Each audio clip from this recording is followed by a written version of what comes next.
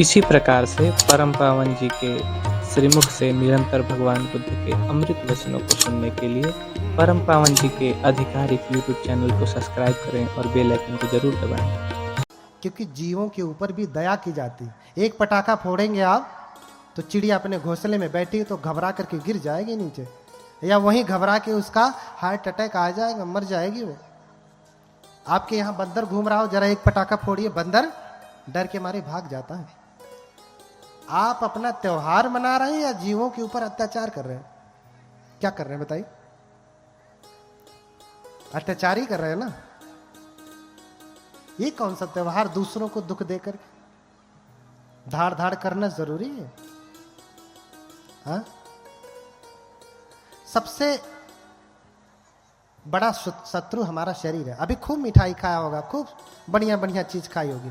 जन्म से लेके आज तक आपने अच्छा अच्छा खिलाया पिलाया इस शरीर को, बढ़िया कपड़े पहनाए, साफ पानी पिलाया, हाँ, बढ़िया भोजन कराए, चेहरे पे बढ़िया क्रीम लगाया, बालों में बढ़िया शैम्पू लगाया, कंघी किया, सजाया संवारा, लेकिन एक भी आपकी बात ये मानता है? जन्म से लेके आज तक इसके लिए इतना किया, किसके लिए? इसके लिए इतना किया, लेकिन ये आपके लिए कितना करता है? अब भाई जरा परीक्षण कर लीजिए, तर्क मत करिए, अभी परीक्षण कर लीजिए कि अच्छा अपने शरीर से कहिए, हे मेरे शरीर, मैं 20 साल का हो गया हूं, हो गई हूं, या 50 साल, जितने साल के आप हैं, आंखें बंद करिए और कहिए अपने शरीर से, हे मेरे शरीर, मैं 30 साल का हो गया हूं, तुझे आज तक बड़ा बढ़िया बढ़िया खिलाया, कभी भूखा नहीं रखा। हाँ, आज मैं कथा सुन रहा हूं, जरा 2-4 घंटे तक दर्द मत कर, कल कर लेना। कहिए, मान रहा है? मानेगा? सबसे बड़ा शत्रु कौन है? जितने कहेंगे उतने दर्द करेगा। देखो, इसको बढ़िया बढ़िया खिलाया, मिठाई, और हो गया शुगर। बताओ सबसे बड़ा शत्रु कौन है? आपका शत्रु आपको शुगर का इंजेक्शन लगाया है क्या? डायबिटीज का? कौन? ये आपका शरीर। इसे आपने अच्छा समझ करके मेवा मिश्री और बढ़िया मिठाई खिलाया और क्या कर दिया? शुगर कर दिया। बताओ सबसे बड़ा शत्रु कौन है? हाँ, सबसे बड़ा शत्रु आपका ये अपने पेट से कहिए, ए मेरे पेट, अभी कथा सुन रही हूं, प्यास मत लग, भूख मत लग। लेकिन तब से प्यास से व्याकुल है ना। रोज तो पानी पीते हैं, आज कहते थोड़ा आराम कर ले, घर में चल के 1 गैलन पी लूंगा, थोड़ा रुक जा। रुकता है? नहीं रुकता। इसलिए बुद्ध कहते हैं कि ये कुछ भी मेरा नहीं है, ये सब शत्रु है हमारे। अगर ये मेरा होता तो कहते एवं में रूपं हो तू, एवं में वेदना हो तू, मेरा रूप ऐसा हो जाए। अपने चेहरे से जाके कहिए, आप लोग भी शीशा में देखिए, आपका चेहरा है तो कहिए, ऐ मेरे चेहरे, तो किसी हीरोइन जैसा हो जा, किसी हीरो जैसा हो जा। होता है? नहीं होगा। वो सब तो छोड़ दीजिए, कुछ बने ना बने, कम से कम उसे इतना कह दीजिए कि ऐ मेरे शरीर, तू बूढ़ा मत हो। कुछ और नहीं कर सकता तो रुक तो सकता है ना। ऐ मेरे बाल, तू सफेद मत हो। ऐ मेरे चेहरे, तेरे ऊपर झुर्रियां न पड़े। हो सकता है? नहीं हो सकता। इसीलिए भगवान बुद्ध की शिक्षा बहुत आवश्यक है। अनित्य भाव को जानेंगे तभी आप सद्धर्म में लगेंगे, क्योंकि सब अनित्य, सब बदलेगा, हम कुछ नहीं कर सकते। अरे बढ़िया ग्रीन टी पी लेने से भी 1 साल बढ़ गया, लेकिन अंततः फिर बूढ़े तो होना ही है ना। क्या करेंगे? तब भी तो लगना ही है। तो जब लगना है तो अभी क्यों ना लग जाए? अभी क्यों ना प्रयास करें? अभी क्यों ना सद्धर्म का काम करें? क्योंकि ये सब काम हमारे साथ जाने वाले नहीं, ये सब धन हमारे साथ जाने वाले नहीं है। तो देखिए, शुद्धोधन को पुत्र नहीं हो रहे, माता महामाया को पुत्र नहीं हो रहे, बड़ी मनौती मांगे, सब कुछ किए, लेकिन पुत्र नहीं हो रहा है। अंततः जो है ऐसा वर्णन मिलता है कि माता महामाया उपोषित रखती है। उपोषित जानते हैं? देखिए, शब्दों को लेके झगड़ा भी मत करिए। हमारे पाली में उपोषित शब्द है और हिंदू लोग उपवास कहते हैं। हा? अगर शब्दों की व्याख्या किया जाए, उप प्लस वास, हा? उप प्लस वसत, पाली में कहें तो उपोषित, उपोषित, उप प्लस वसत, तो यानी पास में जाकर के बैठना। उपवास माने पास में जाकर के वास करना, बैठना, यही ना, दोनों का अर्थ सेम ही है। लेकिन व्याख्या उनके में क्या है, हमारे में क्या है, दोनों में अंतर है। उनका दूसरे धर्मों का उपवास का सिस्टम अलग है, हमारे धर्म के उपोषित का सिस्टम अलग है। वहां तो 24 घंटे सरपुतिया का जूस पी के रहेंगे, शरीर को जलाएंगे, लेकिन यहाँ शरीर को नहीं जलाना है, मन को ठीक करना है। क्योंकि सब करता धरता कौन है? करता धरता कौन है? मन है कि ऊपर वाला? ऊपर वाला है। मन क्या करेगा? सही कह रहा हूं? कौन है? कौन है? ऊपर वाला है, ऊपर वाला। करता धरता कौन है? ऊपर वाला। बोलिए भगवान बुद्ध की। इस शरीर के सबसे ऊपर कौन है?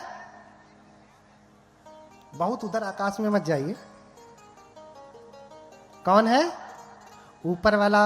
ये जब ऊपर वाला गड़बड़ होता है तो एक्सीडेंट हो जाता है। पत्नी से झगड़ा करके गया, अब खिन ने लड़ा दिया गाड़ी। कौन गड़बड़ हुआ? कौन नाराज हुआ? ऊपर वाला नाराज है। ऊपर वाला नाराज है, अच्छा इससे शादी नहीं हुई तो अब मैं जीऊंगा नहीं, मर गया। कौन नाराज हुआ? भैया कहते ऊपर वाला नाराज हुआ, इसलिए ऐसा। ऊपर वाला तो नाराज हो रहा है, लेकिन वहां कहां देखते हैं? कहां देखना है? इधर देखिए। उधर का छोड़िए, कहां देखिए? इधर देखिए। ऊपर वाला ठीक है तो सब कुछ ठीक होगा। सब कुछ ऊपर वाले के ऊपर निर्भर है। जो चाहे ऊपर वाला कराए। इसीलिए भगवान ने कहा मनोपुबंगमा धम्मा मनोसेठा मनोमया। सारे धर्म, सारे कार्य किसके अनुसार है? मन के अनुसार। मन यानी ये ऊपर वाला, इस ऊपर वाले के अनुसार है। जो चाहेंगे सो करेंगे, किसके अनुसार? मन के अनुसार। तो ऊपर वाला ठीक हुआ। माता महामाया और सुद्धोधन उपोषित का पालन करते हैं। आगे उपोषित बताऊंगा। उपोषित कब कब रखना है, कैसे रखना है, उसका लाभ क्या है। और ये वैज्ञानिक आप मानते हैं तो ये भी आप मान के चलिए कि उसका लाभ भी आपको मिलेगा 100%, है ना। ये नहीं कि ठीक से किया कि नहीं किया, कैसे नहीं। आप करेंगे तो उसका लाभ मिलेगा ही। अगर आपने पढ़ाई किया है, परीक्षा दे रहे हैं तो रिजल्ट आना ही है। इसमें कुछ शंका की गुंजाइश नहीं। करेंगे तो होना ही है, फल मिलेगा। अब ये सुमेध बोधिसत्व अपने गर्भ का अवलोकन करते हैं कि किस गर्भ में जाऊं, कौन मेरी माता होगी। तो देखते हैं कि सुद्धोधन पिता होंगे और माता महामाया होंगी। इधर माता महामाया चूंकि उपोषित रखती थी तो इन्होंने उपोषित रखा। और कहते हैं कि पूर्णिमा के दिन में दान किया जाता है। माता महामाया उपोषित रखती हैं और मुक्त हस्त से दान करती हैं।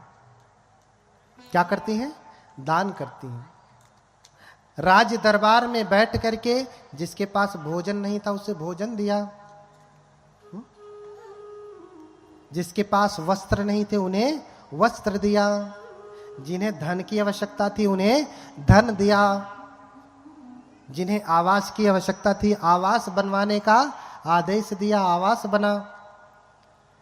जिन्हें जो जो चाहिए था उन्हें वो दिया। और जब धन दे रही हैं तो गिन नहीं रहे, हाँ? धन दे रही हैं तो गिनती नहीं है कि 10 रुपए दे रही हूं कि 20 रुपए कि 100 के 1000 के लाख ना। पात्र में है, हाथ लगाया, जितना आ गया दे दिया।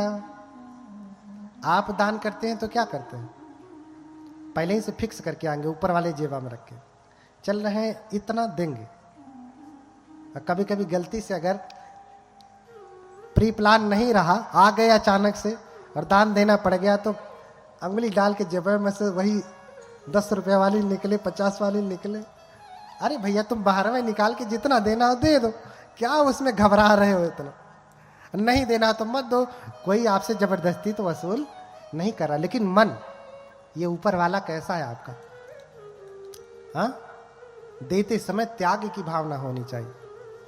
दान क्या है? त्याग है। परित्याग लक्षणा दान पारमी। भले प्रकार के त्याग की भावना ही दान है। आपने वस्तु दे दिया, मन पकड़ा, अरे 1000 दे दिया, रहा होता तो लड़के का फीस दे दिया होता, बर्बाद हो गया। मन से पकड़ा है, धन चला गया, मन पकड़ा है। इसलिए कहा कि परित्याग, भली प्रकार से त्याग करना है। हाथ से ही नहीं त्यागना है, मन से भी त्याग। जब दे दिया तो दे दिया, और नहीं देना चाह रहे तो भैया रखो, इतना घबराओ मत। जब मन बन जाए तब देना। हाँ, कभी कभी कुछ बनते लोग भी होते हैं, अरे भैया लाओ, यहाँ करो, वहां। कोई सर मुंडवाने से, वस्त्र पहनने से कोई श्रमण नहीं होता, कोई भिक्षु नहीं होता। न मुंडके न समणो अभ्यतो आलिकं भणं, इच्छा लोभ समापन्नो समणो किम भविष्यति। हाँ, सर मुंडवाने से कोई बनते नहीं होता, भिक्षु नहीं होता। जिसके भीतर इच्छा है, लोभ है, लालच है, क्या वो बनते होगा? ना। बनते कौन? संसारे भयं इच्छति बनते भिक्षु। जो संसार में भय देखता है, बार बार जन्म मरण के चक्र में भय देखता है, ये सांसारिक चीजों में भय देखता है। सांसारिक चीज क्या है? लालच, लोभ, संग्रह, इसमें भय देखता है, वो भिक्षु है, अन्यथा भिक्षु नहीं। सर मुंडवाने से कोई भिक्षु नहीं होगा, समझ रहे ना? इसलिए उसको कोई ज्ञान भी नहीं प्राप्त होने वाला। कबीरदास भी इसी बात को बार बार कहते हैं, मूड मुड़ाए हरि मिले तो सब कोई ले ही मुड़ाए। कपड़ा पहनने से, सर मुड़ाने से कोई भंते हो जाए और उसे बुद्धत्व प्राप्त हो जाए, निर्वाण हो जाए, तो हर कोई नहीं मुड़ा लेगा। मूड मुड़ाए हरि मिले तो सब कोई ले ही मुड़ाए। और बार बार के मुड़ते भेड़ न बैकुंठ जाए। अच्छा, भेड़ का तो बार बार मुंडन होता है ना, बैकुंठ गया, स्वर्ग गया? नहीं। भेड़ बैकुंठ जाती है? नहीं।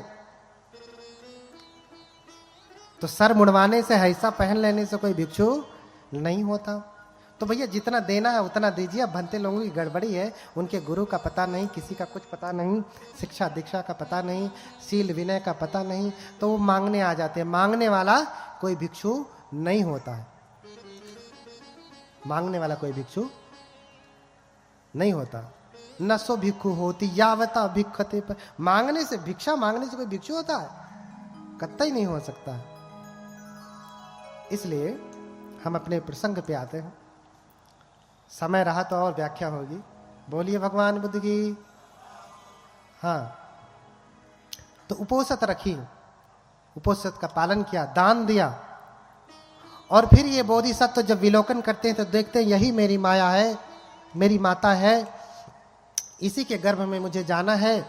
तो दान आदि कृत्य करके ऐसा वर्णन मिलता है कि जब वो अपने सैया पे जाती हैं, बिस्तरे पे सोने के लिए जाती हैं, उसी रात वो स्वप्न देखती हैं। स्वप्न देखती हैं कि आप गर्भ में आ गए। कौन? सिद्धार्थ। उधर सुमेध से देवतागण निवेदन कर रहे हैं,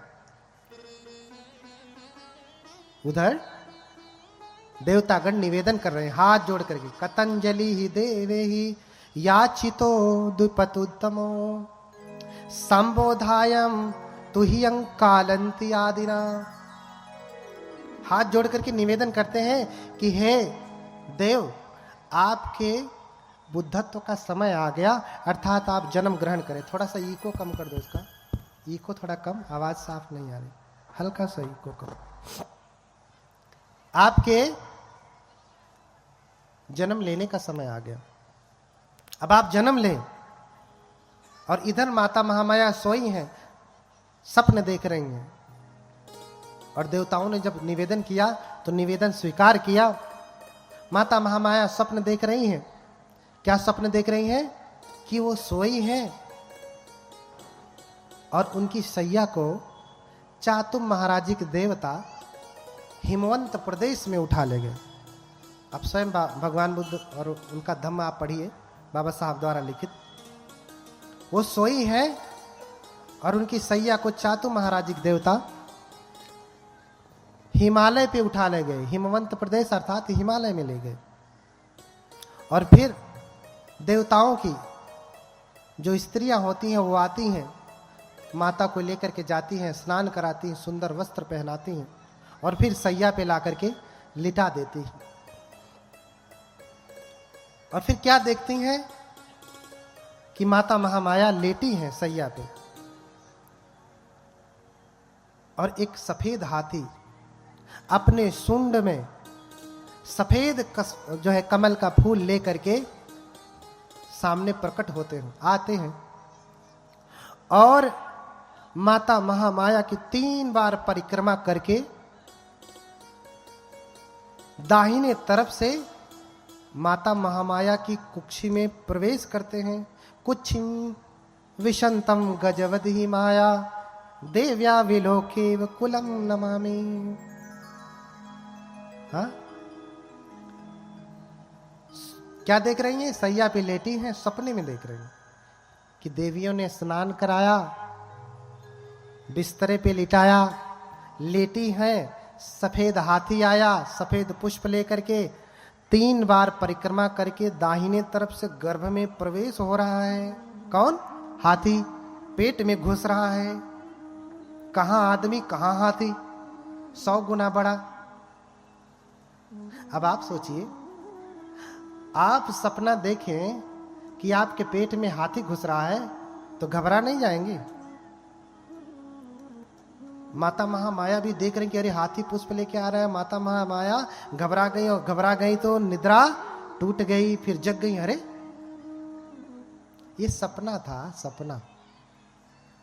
कुछ लोग आरोप लगाते हैं कि अरे ये बौद्ध लोग कहते हैं कि हाथी जो है पुष्प लेकर के गर्भ में आया और माता महामाया के पेट में घुस गया।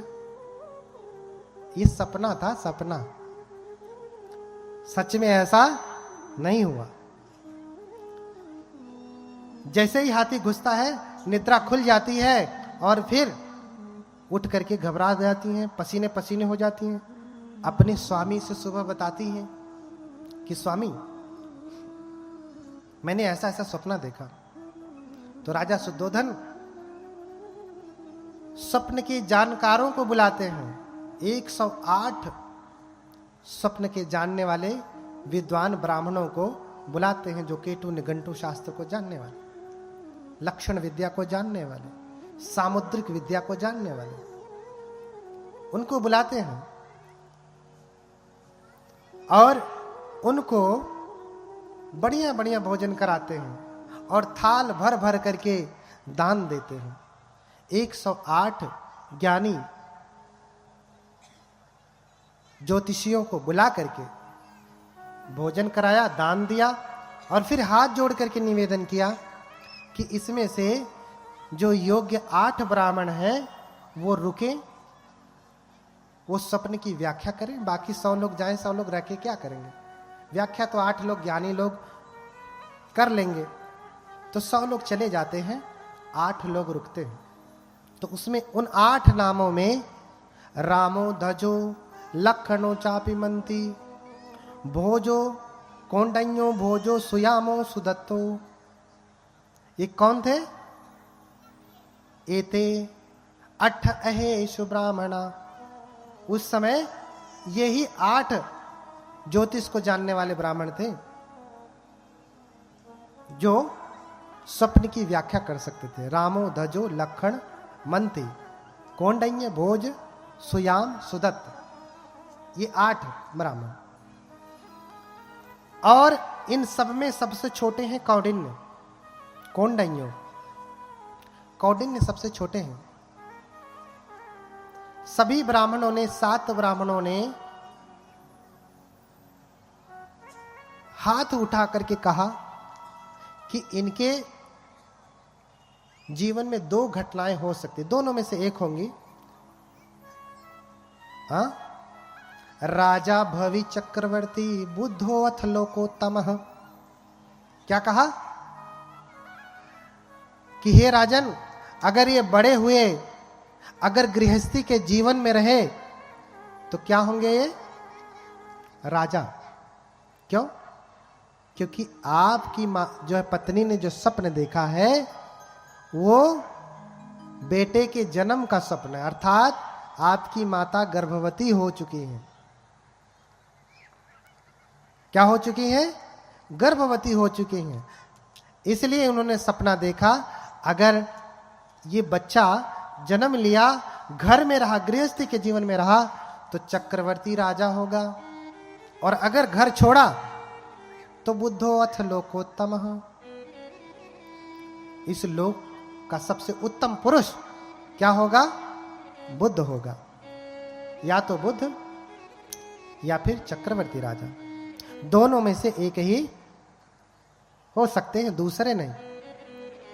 नाखो राजा द्वे वे गतियों, 2 गति नहीं है, एक ही गति, या तो राजा या फिर बुद्ध। ये 2 बातें कहते हैं। लेकिन कौंडिन्य जो सबसे छोटे हैं वो कहते हैं कि राजन, मैं 2 बातें नहीं कहूंगा, एक ही बातें कहूंगा। क्यों? क्योंकि आपने कभी कभी देखा होगा भगवान बुद्ध को यहां पे बिंदी बना देते हैं ना, बिंदी।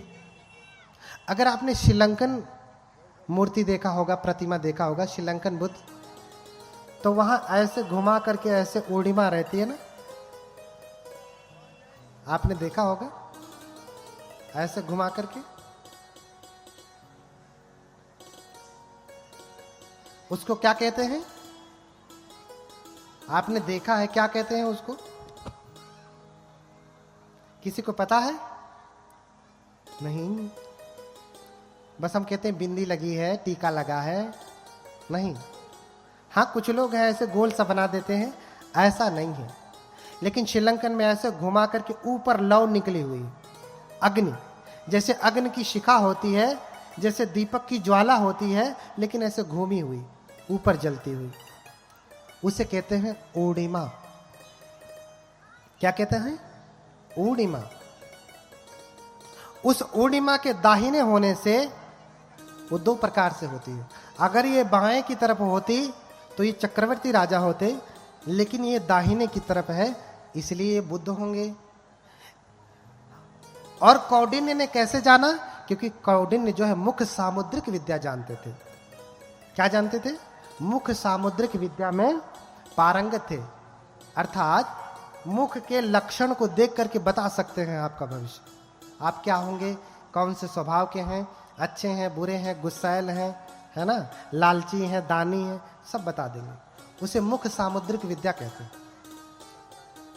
हाँ, आजकल तो बहुत सारी वैज्ञानिक किताबें मिलती हैं। लोग कहते हैं ऐसे किया तो उसका अर्थ दूसरा, वैसे किया तो उसका अर्थ दूसरा, मुंह टेढ़ा किया तो उसका अर्थ दूसरा। एक प्रकार से विद्या ही है। लेकिन बाकी के 8 जो ज्ञानी थे, ये 7 ज्ञानी ये समझ नहीं पाए, सिर्फ कौंडिन्य ही समझते हैं। और दाहिने तरफ था, ये देख करके कहे कि राजन, ये सिर्फ बुद्ध ही होंगे, चक्रवर्ती राजा नहीं होंगे। इसलिए राजा को अच्छा नहीं लगा, बाकी के 7 बूढ़े बुजुर्गों को भी अच्छा नहीं लगा कि आप कैसे कह सकते हैं, आप गलत कह रहे हैं।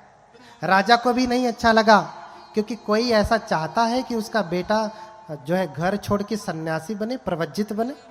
कोई चाहता है? जरा इधर हाथ उठाए माताएं, कोई चाहता है? नहीं। कोई नहीं चाहता। लड़का भले शराबी बन जाए, गजेड़ी बन जाए, नशेड़ी बन जाए, जुआरी बन जाए, शराब पी करके आए, माँ का बाल पकड़ करके जो है 2-4 थप्पड़ लगाए, ज़्यादा बोले तो मुंह पे एक दे दे खींच करके, लेकिन बेटा सन्यासी हो जाए, पूज्य हो जाए, लोग उसका स्वागत करें, ऐसा कौन चाहता है? ऐसा कोई बुद्धिमान तो नहीं चाहता, कोई पागल ही होगा जो चाहेगा ना। तो राजा भी यही सोचता है, व्यंग है। राजा भी यही सोचता है कि मेरा बेटा तपस्वी ना हो, क्या बने? राजा बने। मैं राजा हूं, मेरा बेटा भी राजा बने। मैं डॉक्टर हूं, मेरा बेटा भी डॉक्टर तो बन गया, चला गया मुंबई में शिफ्ट है, क्या करोगे? क्या फायदा है? कभी आता भी नहीं, फोन भी नहीं करता। बनाओ डॉक्टर। डॉक्टर के साथ साथ उसको एक अच्छा मनुष्य भी बनाना है। अब इसका अर्थ ये नहीं जो मैं कह रहा हूं आप डॉक्टर इंजीनियर सब बनना छोड़ दीजिए, और तेजी से बनिए, लेकिन उद्देश्य भी समझिए, ठीक है? तो राजा खुश नहीं हुए, दुखी हुए, और बाकियों का सत्कार किया लेकिन कौंडिन्य का नहीं किया। विद्वानों का सत्कार बहुत कम होता है, विद्वानों की आलोचना बहुत होती है। क्यों? क्योंकि वो जो सत्य जानते हैं वो ठीक विपरीत होता है, जो आज तक वो जानते रहे होंगे उससे ठीक विपरीत। जब पेड़ से फल गिरा, उसने प्रश्न कर दिया कि अरे ये नीचे क्यों गिरा, ऊपर क्यों नहीं जाता? तो लोगों ने उसे पागल कह दिया, मूर्ख कह दिया, अरे इसके पास तो दिमाग नहीं है, ऐसा कह दिया। लेकिन असली ज्ञान तो वही था। तो इन्हीं सब बातों के साथ समय बहुत हो गया। आप लोगों का जो पैर है, आपका जो दुश्मन है, बार बार आपको परेशान कर रहा है, आपको बैठने नहीं दे रहा है, और इसलिए बाकी की कथा और भी गंभीर बातों की चर्चा कल होगी। आज शुरुआत थी, इसलिए छोटी छोटी बातों पे चर्चा किया। कल गंभीर जो है धर्म की चर्चा होगी। आप सभी लोग समय से आए, और इन्हीं सब बातों के साथ अब जो है मैं अपनी वाणी को विराम दूंगा। हम लोग सभी लोग जो है ठीक से बैठ जाएं, हाथ जोड़ करके भगवान बुद्ध के मंगल मैत्री से इसका समापन किया जाएगा। हेलो। ठीक है? कुर्सी वाले नीचे बैठ जाएं थोड़े समय के लिए तो अच्छा होगा। कभी से बैठे रहें, कुर्सी को भी थोड़ा आराम दे दें। बोलिए भगवान बुद्ध की, बोलिए भगवान बुद्ध की, भगवान बुद्ध की। तो सभी लोग हाथ जोड़ लें, भगवान की मंगल मैत्री करेंगे।